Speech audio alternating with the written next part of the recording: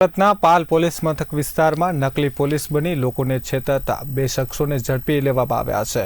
આરોપી ફેનિલ પટેલ અને કુલસુમબાન ઉર્ફે અલીના શોએબ કાદર ઇંટવાડા ડીસીબીના પોલીસ તરીકે ઓળખ આપી રાહદારીઓ પાસેથી રૂપિયા અને મોબાઈલ પડાવતા હતા।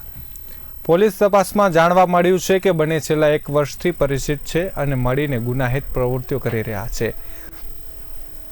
આ ટોળકી અગાઉ પણ એક ફરિયાદીના મિત્ર સાથે તોડ કરી ચૂકી છે। હાલ બંનેની ધરપકડ કરી વધુ તપાસ હાથ ધરી છે। તારીખ 12/8/2025 ના રોજ પાલ પોલીસ સ્ટેશન ખાતે પ્રતિક આનંદભાઈ કારંડે ફરિયાદ આપેલી। એ ફરિયાદની વિગતો એવી છે કે 11/8/2025 ના રોજ 10:30 ના સુમારે તેઓ ટી વિલા હોટલ ખાતે બેઠેલ હતા। તેમની સાથે તેમનો નાનો ભાઈ જેનિસ અને બીજા મિત્રો પણ હતા।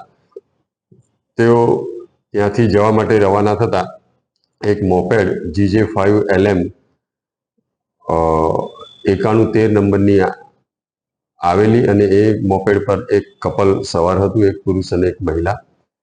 જેથી આ પુરુષે જેનિસને રોકેલો અને જેનિસને કહેલ કે હું ડીસીબી ક્રાઇમ બ્રાન્ચનો કર્મચારી છું, તે મારી પત્નીની છેડતી કરેલ છે તેમ કહી જેનિસને તેની જ બાઇક પર બેસાડી આગળ લઈ ગયેલા અને પાલ વિસ્તારની હદમાં તેઓને જેનિસને લઈ જઈ તેની સાથે બળજબરી કરી તેની પાસેનો મોબાઈલ ઝૂંટવી લીધેલ।